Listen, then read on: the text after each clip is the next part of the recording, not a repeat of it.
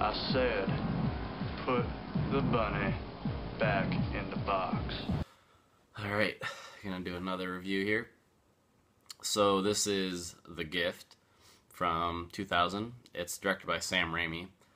And I actually used to always get this confused with another movie, The Missing, just because they both star Cate Blanchett. And so I was actually kind of not confused, but surprised when I started the movie. It's on Netflix. And because The Missing is a period piece set like in the 1800s, I think it stars Tommy Lee Jones with Cate Blanchett. But this is a contemporary movie set in 2000. So yeah, I don't know why I always get those confused. But anyways, so this is The Gift. Like I said, it's directed by Sam Raimi. He directed this right before he started the Spider-Man franchise movies, the first one. He did the first one in 2002, which was the film he did before that. And interestingly, when I saw the credits going, it's written by Billy Bob Thornton and his writing partner, Tom Epperson. So I was surprised to see that. I guess this is kind of based on Billy Bob Thornton's mom and stuff, because I'll get into the plot here. So Cate Blanchett is the main character here. She plays Annabelle Annie Wilson. And they live in the South, and she is a bit of a psychic. And so people come to her for readings. She kind of uses, they're not tarot cards, but just like a deck of cards to read people's futures or what's going on with their life and stuff like that to help them. And it turns out she is a widow now. Her husband has died just like a year ago, and she has three young boys that she's raising. So, you know, there's a lot of struggle throughout with their kind of relationship. One of the sons, the oldest, is, you know, still really upset, not surprisingly, about his dad being dead, and, you know, he's getting in trouble at school, being violent and acting out.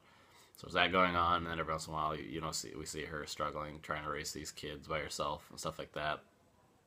But the main story is, you know, revolves around this town.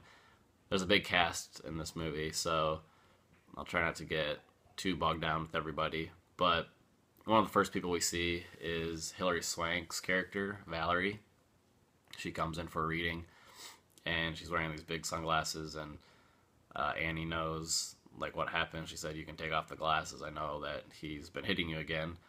Her husband, Donnie, and she has like a huge black eye. It's gross. And I guess she's like just beat up all over.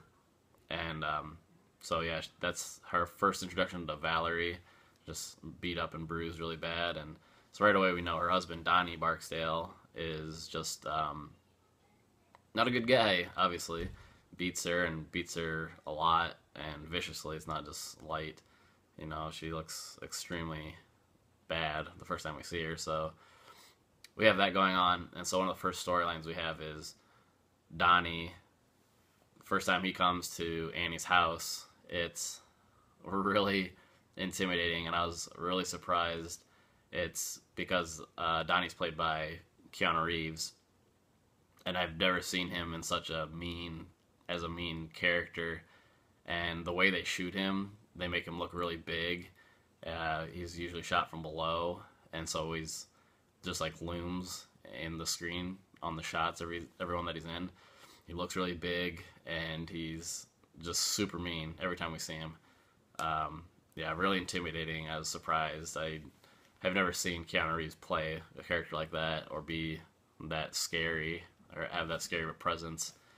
And, you know, he's not playing anything supernatural, but he's just a mean guy, and you get the feeling that he could do anything to somebody. So that's surprising. A very interesting role for him.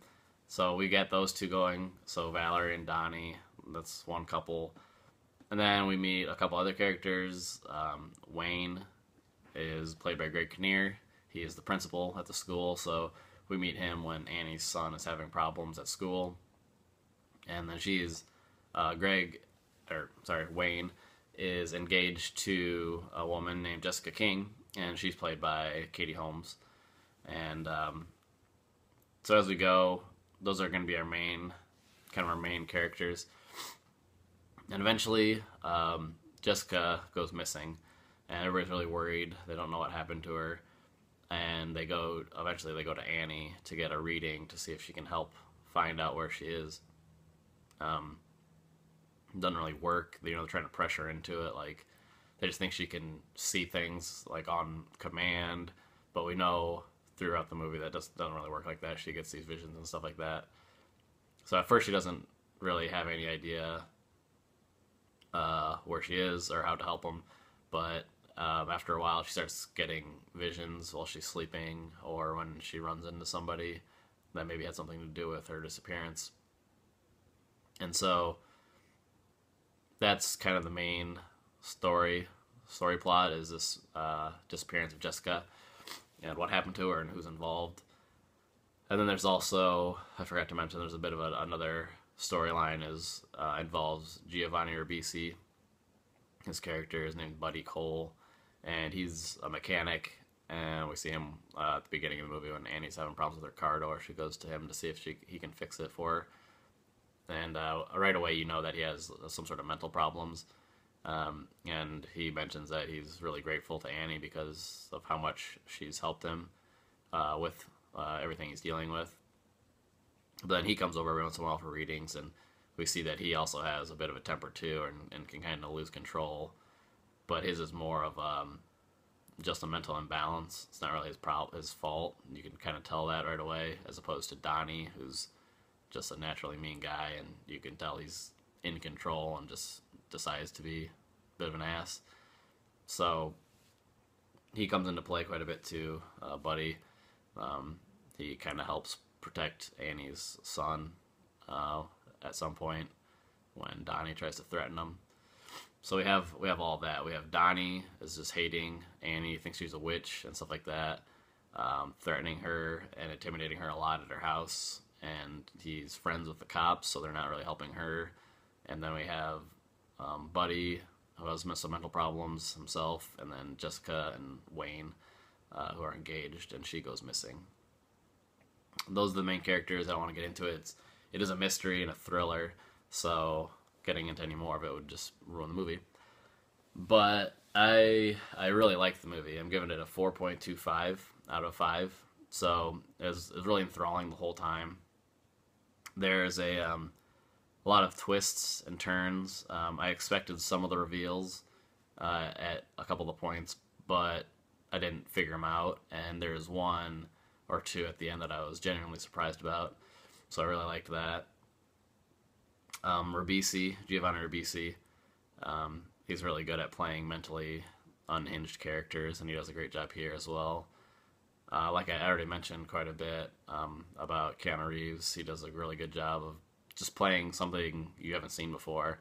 He's usually a good guy or has kind of a calm demeanor. He just, kind of like a Neo in The Matrix or Bill and Ted. He has that kind of a persona usually, and so this is very different for him.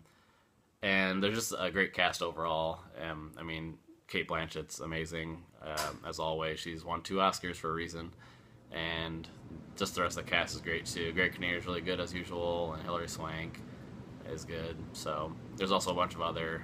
I was surprised at how many character actors and recognizable names I was seeing, like Gary Cole and Michael Jeter, and J.K. Simmons is always great. He's in it.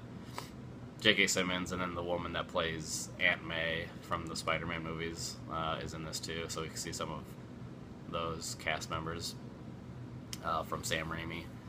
But anyways, great cast, great acting all around. It's a really good movie. I'd definitely check it out. It's on Netflix right now, like I mentioned, so easy to find. And then finally, for like the movie connections, I think the perfect combinations of movies to think of this is The Sixth Sense, Twin Peaks, and Wild Things. So if you combine all those together, you get The Gift, and I think it's a really good thing. I like all of those. There's not as much supernatural elements as there are in The Sixth Sense, but there is a bit of that with Annie's kind of powers that she possesses or her psychic abilities. And then the Twin Peaks part is the small town, small town mystery, somebody going missing and stuff like that. And then similarly, Wild Things, we have some love affair type things going on, and that's also present in Twin Peaks as well. So yeah, Sixth Sense, Twin Peaks, and Wild Things are definitely, I think, great connections if you're interested in this. And then just how the movie is shot, and because it's Sam Raimi, you instantly kind of think of Evil Dead or the Spider-Man movies. But this is much more along the lines of A Simple Plan, which he did before this. So that's just like a mystery, a crime thriller. It's just more subdued, just kind of straight. It's shot, I don't know how you'd say minimalist, but his other movies like The Evil Dead, Spider-Man, The Quick and the Dead, almost most of his other movies, he has a lot of those quick zoom-ins that he's known for. He has that style, but he doesn't do that here. So it's not that quick action, comedic type of Sam Raimi. This is kind of like the calmer, serious Sam Raimi, like you saw in A Simple Plan. So yeah, I would definitely check it out. It's on Netflix and stuff like that. So, okay, that'll be it.